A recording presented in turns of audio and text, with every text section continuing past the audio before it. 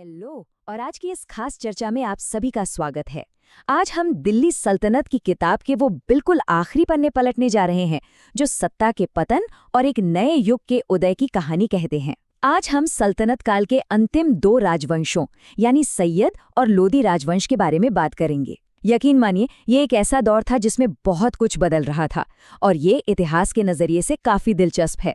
तो चलिए बिना किसी देरी के शुरू करते हैं। अब जरा इस टाइमलाइन को देखिए। 1398 में तैमूर लंग ने दिल्ली में ऐसी तबाही मचाई थी कि पूरा शहर मानो एक खंडहर बन चुका था और तुगलक वंश लगभग खत्म हो गया था। इसी तबाही के बाद जो सत्ता का खालीपन आया, ठीक वहीं से 1414 में सैयद वंश और उसके बाद 1451 से लोदी वंश ने दिल्ली की कमान संभाली। तो एक नजर डालते हैं कि आज हम एग्जैक्टली किन टॉपिक्स को कवर करने वाले हैं। हम शुरुआत करेंगे सैयद वंश के उदय और उनके शासकों से, फिर बात करेंगे लोदी वंश की स्थापना की, सिकंदर और इब्राहिम लोदी के कड़े नियमों को समझेंगे और आखिर में उस समय की बेहतरीन वास्तुकला यानी आर्किटेक्चर को भी देखेंगे। शुरुआत करते हैं इसी सवाल से कि आखिर तैमूर के जाने के बाद जो एक बहुत बड़ा पॉलिटिकल वैक्यूम बना, वहां से सैयद वंश कैसे उभर कर आया। तो ये कहानी शुरू होती है खिज्र खान से। आपको याद होगा तैमूर ने जब भारत पर हमला किया था तो उसने वापस लौटते वक्त खिज्र खान को मुल्तान का गवर्नर बना दिया था। बस खिज्र खान ने इसी मौके का फायदा उठाया। उसने 1414 में दौलत खान लोदी को हराया और दिल्ली पर कब्जा कर लिया। वैसे एक बड़ी दिलचस्प बात यह है कि इस वंश के शासक खुद को सीधे पैगंबर मोहम्मद का वंशज मानते थे और शायद इसीलिए इतिहास में इन्हें सैयद राजवंश कहा गया। लेकिन खिज्र खान की एक बात बहुत अजीब थी। दिल्ली की गद्दी पर बैठने के बावजूद उसने कभी खुद को सुल्तान नहीं कहलवाया। उसकी जगह उसने एक टाइटल लिया, रयत-ए-आला। ऐसा उसने इसलिए किया क्योंकि वो दिखाना चाहता था कि वो अभी भी तैमूर और उसके बेटे शाहरुख का वफादार है। वो बाकायदा उन्हें टैक्स भेजता था और उन्हीं के नाम से सिक्के भी छपवाता था। अब आगे बढ़ते हैं।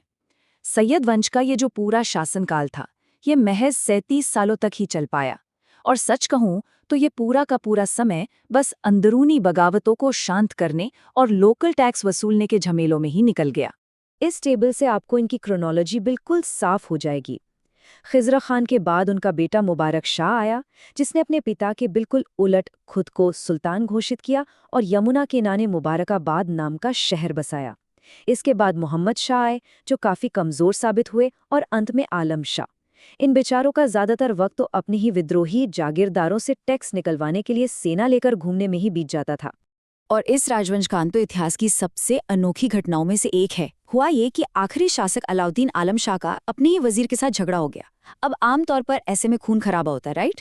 लेकिन नहीं, आलम शाह ने 1451 में खुद ही अपनी मर्जी से अपनी गद्दी बहलोल लोदी को सौंप दी और वो बड़ी शांति से अपने फेवरेट शहर बदायूं चला गया ताकि आराम से अपनी बाकी की जिंदगी ऐशो आराम में बिता सके। है ना कमाल की बात? तो आलम शाह के इस अजीबोगरीब फैसले के बाद दिल्ली की कमान सीधे अफगानों के हाथ में आ गई और यहीं से नींव पड़ती है लोदी वंश की, जो असल में भारत का पहला अफगान साम्राज्य था। ये अपने साथ काम करने का एक बिल्कुल ही नया तरीका लेकर आए। अब देखिए, बहलोल लोदी का शासन चलाने का स्टाइल पुराने तुर्क सुल्तानों से एकदम अलग था। वो मानता था कि हम सब खुदा के बंदे हैं। वो दरबार में किसी ऊंचे सिंहासन पर बैठने के बजाय अपने अफगान सरदारों के साथ नीचे कालीन पर बैठता था। वो अपने दरबारियों को मसनदे अली कहता था, जिसका मतलब है बेटे के समान। ये कोई कमजोरी नहीं थी, बल्कि अलग अलग अफगान कबीलों को एक साथ जोड़े रखने की एक बहुत ही स्मार्ट स्ट्रैटेजी थी। और बहलोल लोदी सिर्फ बातें नहीं बनाता था, उसने साम्राज्य को वाकई मजबूत किया। 1479 में उसने ताकतवर जौनपुर को जीतकर दिल्ली सल्तनत का हिस्सा बना लिया। इकोनॉमी को सुधारने के लिए उसने बहलोली नाम का एक तांबे का सिक्का चलाया, जो बहुत लंबे समय तक मार्केट में चला। पूरे 38 सालों तक शानदार शासन करने के बाद एक अभियान से लौटते वक्त लू लगने की वजह से उसकी मौत हो गई। खैर, बहलोल लोदी के जाते ही ये जो दोस्ताना और लचीला माहौल था, ये पूरी तरह बदल गया। उसके बाद आए सिकंदर लोदी और इब्राहिम लोदी, जिन्होंने सारी पावर अपने हाथों में समेटना शुरू कर दिया और यहीं से असली संघर्ष की शुरुआत होती है। अगर आप इन दोनों पीरियड्स के प्रशासन को कंपेयर करें तो फर्क बिल्कुल साफ दिखता है। सैयद काल में जहां केंद्र एकदम कमजोर था और हर जगह टैक्स के लिए लड़ाइयां होती थीं, वहीं सिकंदर लोदी ने सब कुछ बहुत ही ऑर्गेनाइज कर दिया। उसने एक ऐसा जासूसी नेटवर्क तैयार किया था कि लोग कहते थे सुल्तान के पास कोई भूत प्रेत की ताकत है। अब सारे अमीरों और दरबारियों को एकदम स्ट्रिक्ट डिसिप्लिन में रहना पड़ता था।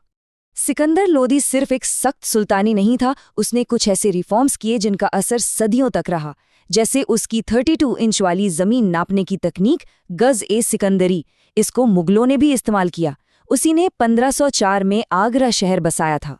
और एक और दिलचस्प बात, वो गुलरुखी के नाम से फारसी में कविताएं लिखता था और उसी के कहने पर आयुर्वेद की किताबों का तिब्बे-सिकंदरी के नाम से अनुवाद भी किया गया।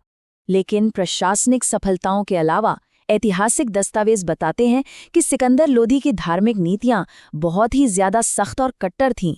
उसने हिंदुओं पर जजिया और तीर्थ यात्रा टैक्स वापस लगा दिए, ज्वालामुखी जैसे कई बड़े मंदिरों को तोड़ा गया और यमुना के कुछ घाटों पर स्नान करने पर रोक लगा दी गई।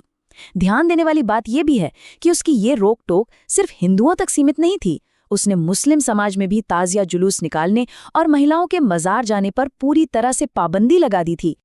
अब सिकंदर लोदी के बाद गद्दी पर आया उसका बेटा इब्राहिम लोदी। पर भाई, इसमें अपने दादा बहलोल लोदी जैसी जरा भी विनम्रता नहीं थी। इसने सीधे अपने दरबारियों के मुंह पर कह दिया कि राजा का कोई रिश्तेदार नहीं होता। इस बेरुखी और घमंड ने उसके अपने ही वफादार अफगान सरदारों को उसका कट्टर दुश्मन बना दिया। और यही वो असंतोष था जिसने एक ऐसी आग लगाई कि विदेशी हमलों के लिए भारत के दरवाजे खुद ब खुद खुल गए। चलिए अब पॉलिटिक्स और लड़ाइयों से थोड़ा बाहर निकलते हैं और जरा उस दौर की वास्तुकला यानी आर्किटेक्चर को देखते हैं। खजाने खाली थे, इसलिए ये इमारतें बहुत भव्य तो नहीं थी, लेकिन इनकी बनावट में कुछ बड़े इनोवेशन जरूर हुए। इस दौर के मकबरों को आप मेनली 2 शेप्स में देख सकते हैं और मजे की बात यह है कि ये शेप्स इंसान के रुतबे को दिखाते थे। जो 8 कोनों वाले यानी ऑक्टेगोनल मकबरे थे, वो सिर्फ शाही सुल्तानों के लिए बनते थे। इनमें खूबसूरत बरामदे और नीली टाइल्स लगी होती थीं। दूसरी तरफ जो चौकोर यानी स्क्वायर मकबरे थे, वो अमीरों या बड़े अफसरों के लिए बनाए जाते थे और ये काफ़ी सिंपल और बिना बरामदे के होते थे। और यहाँ सबसे कमाल की जो चीज़ हुई वो थी डबल डोम या दोहरे गुंबद की टेक्निक। इसमें होता क्या था कि एक गुंबद के ऊपर दूसरा गुंबद बना दिया जाता था। बाहर वाला गुंबद इमारत को दूर से देखने पर एक विशाल और शानदार लुक देता था, जबकि अंदर वाला गुंबद छत की ऊंचाई को इस तरह सेट करता था कि जब आप अंदर खड़े हों तो सब कुछ बिल्कुल परफेक्ट प्रोपोर्शन में लगे। भारत में इस टेक्निक का पहली बार पूरी तरह से इस्तेमाल सिकंदर लोदी के मकबरे में ही हुआ था। अब इस सबका फाइनल रिजल्ट क्या निकला? इब्राहिम लोदी के घमंड ने अफगान सरदारों को इतना उकसा दिया कि उन्होंने तंग आकर काबुल से बाबर को हमला करने का न्योता दे डाला। और फिर जो हुआ वो इतिहास है। जाते जाते आपके लिए एक बड़ा सवाल छोड़ रहा हूं।